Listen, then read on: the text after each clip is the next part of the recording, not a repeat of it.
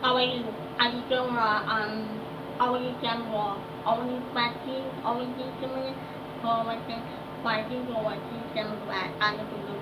When you can say no, no, he go, he go, myself the one to look back, and the one thing in the book. Double to Hi, I'm Al Sutton from Acme Audio and Rust Belt Studios, and we're here at Rust Belt Studios today with Vintage King, kind of going over a few of the things that we do here at my studio when I make a record and I mic things up. And right now we're going to look at this drum kit here, and this is sort of a go-to drum miking that I start with on most of my sessions when I'm making a record. And what we have here is what I call and many people call the Glenn Johns miking, where you use the overhead and the side. We do an equal distance miking. I always use a drumstick, and actually this is an old trick that we've done back in the White Room Studios days. Mike Mira and I are quite familiar with this little method here. So I just set this up. I use two sticks in one hand. Look at the overhead, look at the side, try to get them in equal distance, and then you pan these two mics left and right. You get a very in-phase stereo image that's just beautiful sounding. It's a really good representation of what your drum kit sounds like. Lately I've been using these Masonic M2 passive ribbons. I find them quite detailed in the high end. They are just phenomenal sounding mics. I've in the past normally used Shep's 221s or AKG C12As, which are great mics as well. These I'm kind of enjoying a lot right now. Their detail on the high end is just phenomenal, and the imaging is quite wonderful, as ribbons can be. And that's kind of my go-to overside drum miking. On the snare, standard 57, then a Gefell M300 on this little handy X clip thing that is a phenomenal little trick for putting two mics on one situation for snare mostly. The M300 is a great mic. For the condenser side, it's a little cheaper than a KM84, and it kind of handles a lot more sound pressure. Kick drum mic is a D25 AKG, phenomenal mic, everybody kind of knows that. And then this particular position here, which some people call the worst mic or the knee mic, I'm using a vintage Neumann Gefell UM57 large diaphragm tube mic. It's a phenomenal mic for pretty much everything, and in this position here, you could play with the polar patterns, omni, cardioid, figure eight, for whatever your situation is for the song you're working with. You'll probably want to mess with that, and then I'll compress it later in the mix and stuff just to get different effects out of it. And for a room mic, out in my hallway, I just put a Masonic stereo ribbon mic. We'll show you that in a minute. And I just keep that in XY position, Blumlin actually, and I just put that up to 2 tracks, and that gives me my distance that I need to give my drum set sort of a larger room sound. All right, let's take a look at these tracks here. We have all our breakouts: the kick, the snare, the bottom snare mic, the left-right Glenn Johns, the worst mic, and the stereo room mic. So I'm going to play these back, and we're going to listen to these with and without some of the processing that we do. So it's pretty simple. Kick, snare drum, bottom snare,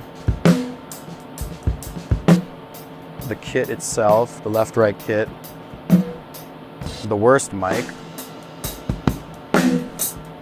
and then our room mics. So what this system allows me to do is it allows me to have plenty of options when I mix later for whatever kind of situation I want to create later on sonically. So for instance, if I want to just dry everything up, I can just use my kick and snare and my 2 Masonic overhead and side mics, and I get a pretty nice tight drum sound. If I want to get a little more interesting flavor, I bring the bottom snare in, and you can kind of hear that without it, with it. And then the worst mic, I call it the worst mic, you can bring that in.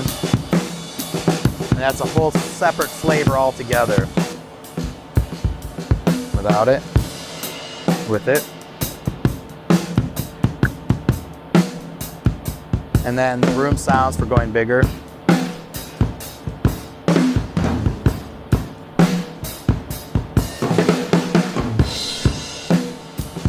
Without it. With it. So I can show you now a few of the different processing things we have going on. So let me take some of these back. Let's start with the overside mics. With these, I just tend to put a little compression on with the Acme Audio 500 series Opticoms. You can hear without it, and it's just very subtle. Let's whip them in, whip them out. These are solo, now in the track.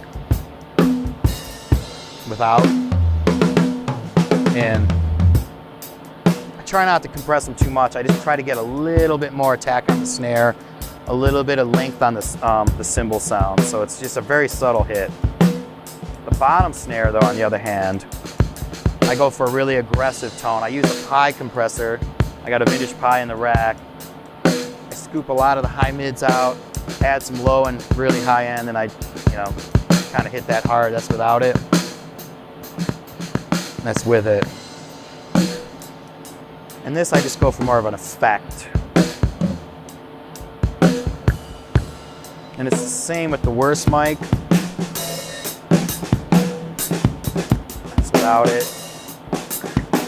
I use an Opticom XLA3 on that, and I kind of crush it a little harder to give it a lot of energy to just make it make the drum sound a little more aggressive.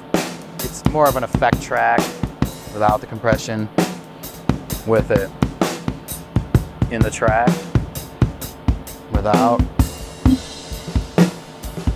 with. And the rooms are obviously used when needed. And I use the Q2 Compex ADR on that, no compression. Compression in the mix, compressed, no compression. One thing you want to be very conscious of when you're doing this kind of miking, or any miking for that matter, on drums, is just mess with your phase on everything, because phase is obviously the most important thing. Listen to your overhead and your bottom snare mic in and out of phase, your top and bottom snare in and out of phase together, and really see how they sound. It's the most important part of it.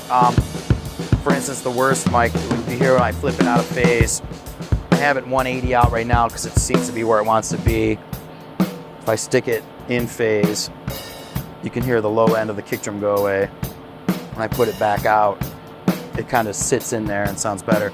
It's important for the close proximity mics to really play with the phase on everything before you actually start recording, and just find what you really like and what really is proper.